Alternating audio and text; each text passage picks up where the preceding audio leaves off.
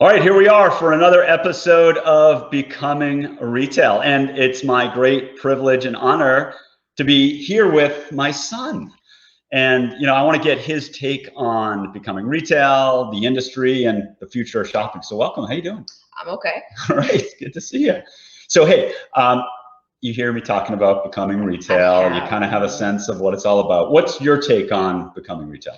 From what I know, it's a web series / book / interviewing people about executive leadership and the digital transformation. All right, that's really good. So you've had a touch of retail, right? So you've been part of the industry a little bit. Can you share what your experience has been and let us know how it impacted you? Yeah, so a few years ago, I think it was 2 years ago, I was part of this program from a company called Kidbox, which is an online kids clothing retailer, where we learned kind of about the industry and they're also very philanthropically driven.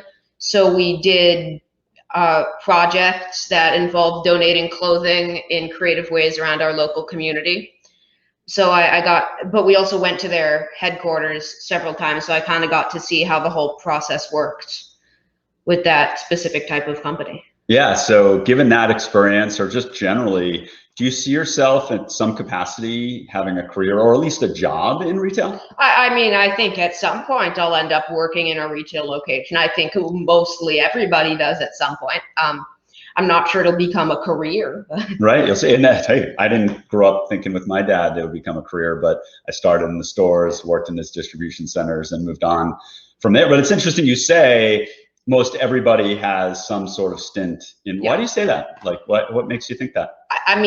It's the stores and retail locations is what drives the economy. So logically, a good deal of the population has to work in said locations. That's a really good point.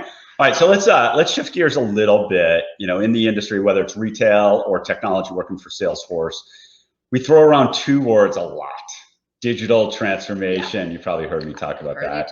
And it's only been accelerated given COVID-19. In fact, our thesis of becoming retail is that while it includes technology, and certainly there are machines that will be part of all of this, at the end of the day, digital transformation is led by people, led by humans.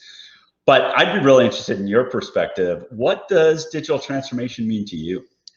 I think digital transformation means the shift in the narrative that if you want something, you go to a store. Mm-hmm. It changes from that to if you want something, you look online and go find it, because almost every major retailer has some online business model, and if they don't, they're probably not going to be around for very long. So it's really society. It's not the technology becoming available, it's society shifting to wanting that to be the norm, with faster shipping times and easier access to the internet. All right. So, hey, let's see if we have a debunked myth or not, right? So a lot of the research, a lot of the narrative in the industry is that the younger generation, whether it's millennials or Gen Zs, are more going online and really immersing their whole life in digital. So as a 14-year-old male going into high school, what's your take? What's your preference for shopping? Online, in-store, a little bit of both? What does it look like? I think if I have a very specific item in mind, I would probably go shopping online. If there's an item by a brand or specific specifications that I want, I could probably find that online because I know what I'm looking for. Yeah. But if I don't know exactly what I'm going to buy, I would probably prefer to go shopping in a brick and mortar location, because I can see what I'm buying. And I think for me, there's a big difference in going somewhere, seeing something and deciding it, than seeing a picture of it on a website on my computer screen. So you still like the tactile nature of the store? Yeah, I like the experience of going somewhere and getting something. All right. Well, it's funny because, back in 2000, I was with Liz at the time. It's before your time. there was this whole narrative around the store is dead, no, long live the store. And certainly, of course, it's evolved, and that's what you're seeing too. There's an evolution happening here where there's digital, but it's really in tune with the physical experience. Yeah. All right, hey, so one last question. Speaking of digital, you hear me talking about this concept of shopping at the edge. Really, the idea of retail since the beginning of time was about pulling consumers to their property, and now it's as much about pushing the brand, whether that's in messaging or social live streaming, or you always hear me talk about it, I talk with you, gaming. So I guess what's the, you look out, you have you